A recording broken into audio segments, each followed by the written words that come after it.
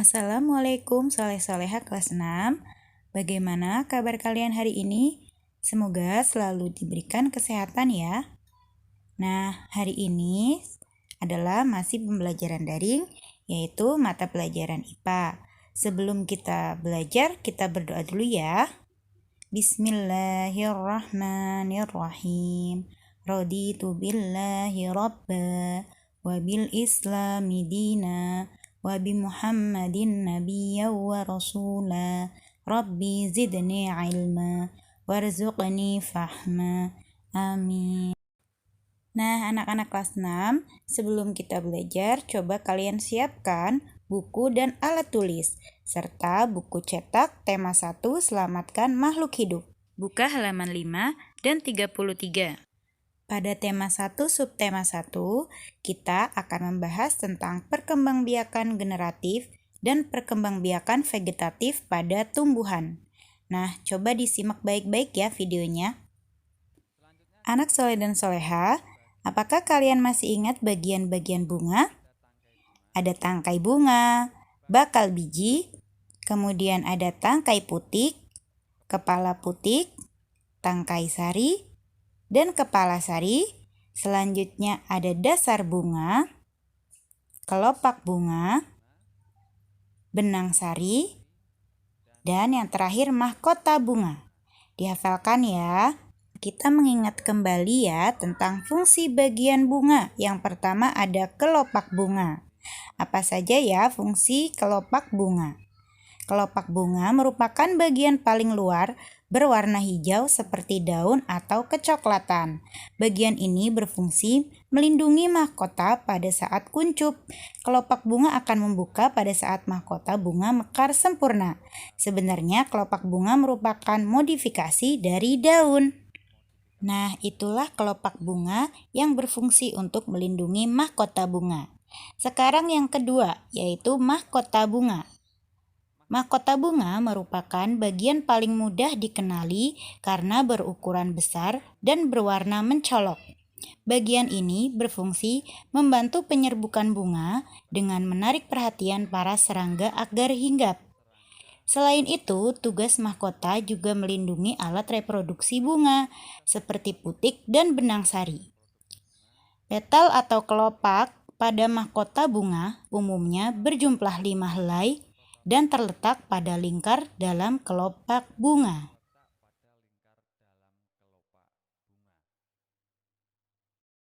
Yang selanjutnya yang ketiga, yaitu kepala putik. Kepala putik merupakan alat reproduksi bunga betina atau biasa disebut dengan gynoecium. Oleh sebab itu, bagian ini mengandung sel-sel telur untuk bereproduksi.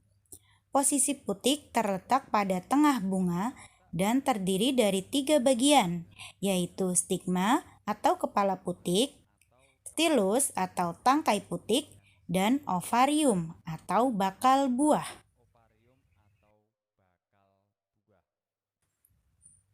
Nah, untuk bagian bunga selanjutnya yaitu benang sari. Pada bagian ini merupakan alat kelamin jantan yang terdiri dari anter atau kepala sari untuk menyimpan serbuk sari.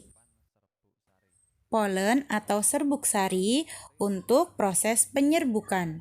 Dan filamen atau tangkai sari untuk membantu proses reproduksi. Benang sari bekerja dengan cara mikrosporangium dan spora haploid, yaitu pelepasan serbuk sari dengan bantuan agen penyerbukan seperti air, angin, atau serangga. Kemudian, serbuk sari menempel pada putik bunga yang sama atau lainnya. Nah, fungsi bagian bunga yang keenam yaitu bakal biji. Bakal biji biasanya banyak ditemukan pada tumbuhan berbiji, sedangkan pada bunga bakal biji berfungsi melindungi sel telur dan menjadi tempat pertemuan antara sel-sel telur yang akan dibuahi. Bakal biji letaknya di dalam bakal buah. Setelah bakal biji, bagian yang ketujuh yaitu bakal buah. Sebenarnya bakal buah masih satu bagian dengan putik. Namun, organ ini memiliki fungsi penting sehingga diklasifikasikan menjadi komponen tersendiri. Bakal buah mengandung sel telur. Bagian ini menjadi tempat terjadinya pembuahan, yaitu proses peleburan antara sel telur betina dan jantan, yang kemudian menghasilkan bakal buah.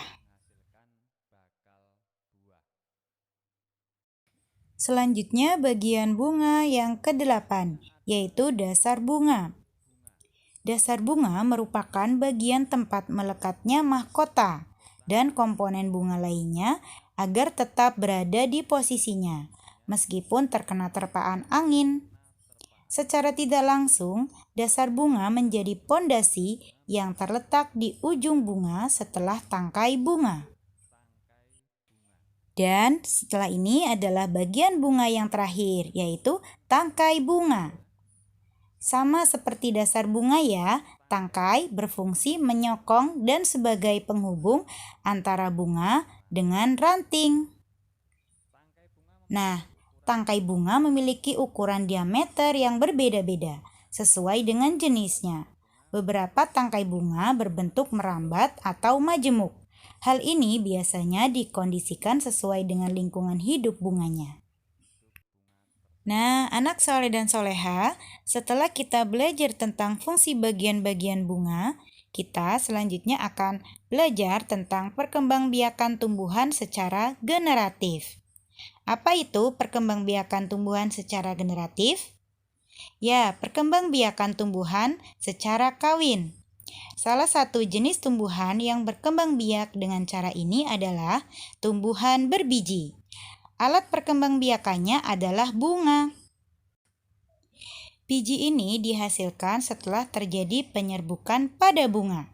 Apa itu penyerbukan? Siapa yang tahu? Ya, penyerbukan adalah peristiwa jatuhnya serbuk sari kepada kepala putik. Nah, proses ini harus melalui perantara ya, misalnya dengan air, angin, hewan, bahkan manusia. Nah, coba kalian lihat, alat perkembangbiakan tumbuhan yaitu bunga. Pada bunga ada putik dan benang sari. Nah, untuk proses perkembangbiakan generatif pada tumbuhan, yang pertama, terjadi peristiwa penyerbukan, yaitu serbuk sari jatuh di kepala putik. Dan yang kedua, selanjutnya yaitu terjadi peristiwa pembuahan. Dan yang ketiga, pembuahan menghasilkan zigot. Yang keempat, zigot tumbuh menjadi embrio atau tunas tumbuhan di dalam biji. Yang kelima, yaitu biji berada di dalam buah. Dan yang keenam, biji yang ditanam akan tumbuh menjadi tumbuhan baru. Selanjutnya yang terakhir, yaitu tumbuhan baru akan menjadi tumbuhan dewasa. Kemudian tumbuhan dewasa berbunga dan menghasilkan biji.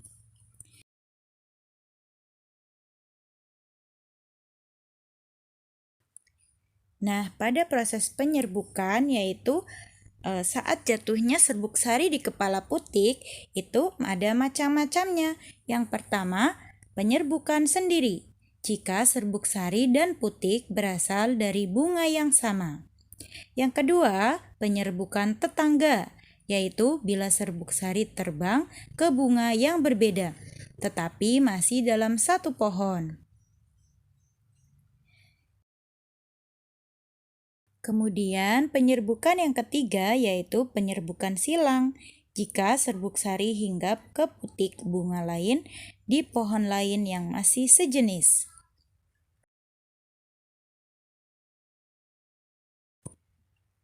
Dan yang terakhir adalah penyerbukan bastar, yaitu penyerbukan yang terjadi jika serbuk sari jatuh di putik bunga lain dan tumbuhan yang berbeda jenis.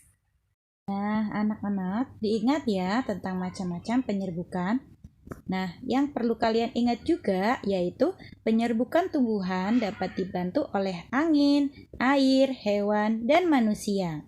Contohnya seperti lebah membantu penyerbukan pada bunga. serta burung kolibri membantu penyerbukan pada bunga. Nah, materi selanjutnya yaitu perkembangbiakan tumbuhan secara vegetatif. Bagaimana ya prosesnya? Perkembangan vegetatif terjadi tanpa melalui peleburan sel kelamin jantan dan sel kelamin betina. Perkembangan vegetatif ada yang terjadi secara alami dan ada yang buatan. Coba disimak baik-baik ya.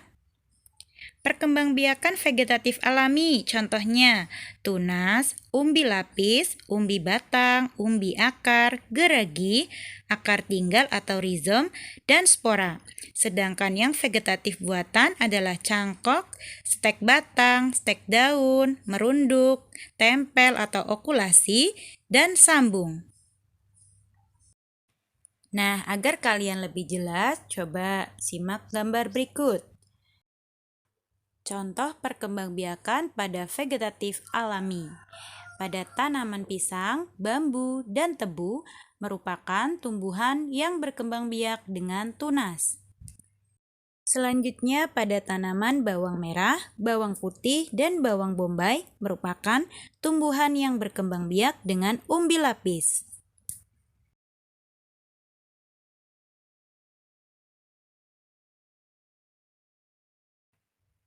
Nah, contoh selanjutnya yaitu pada tanaman kentang dan ubi jalar, merupakan tumbuhan yang berkembang biak dengan umbi batang.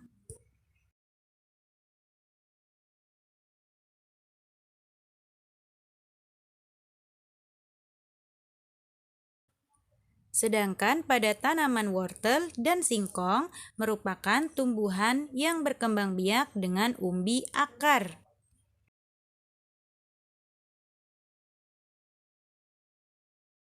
Nah, kira-kira apa lagi ya? Ya, pada stroberi. Siapa yang di sini suka stroberi? Tanaman stroberi merupakan tumbuhan yang berkembang biak dengan geragi.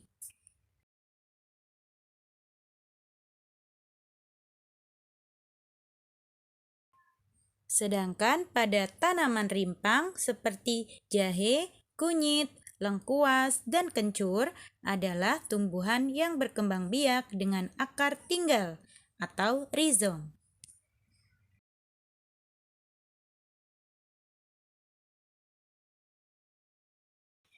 Sedangkan pada tanaman lumut dan paku merupakan tumbuhan yang berkembang biak dengan spora.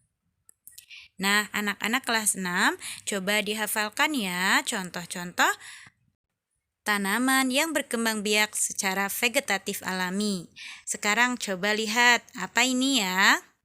Ya, tanaman yang dikembangbiakan dengan teknik sambung merupakan contoh perkembangbiakan vegetatif buatan. Nah, anak-anak di sini sudah paham ya? Nah, tanaman-tanaman apa saja yang berkembang biak dengan vegetatif? Nah, untuk tugas hari ini adalah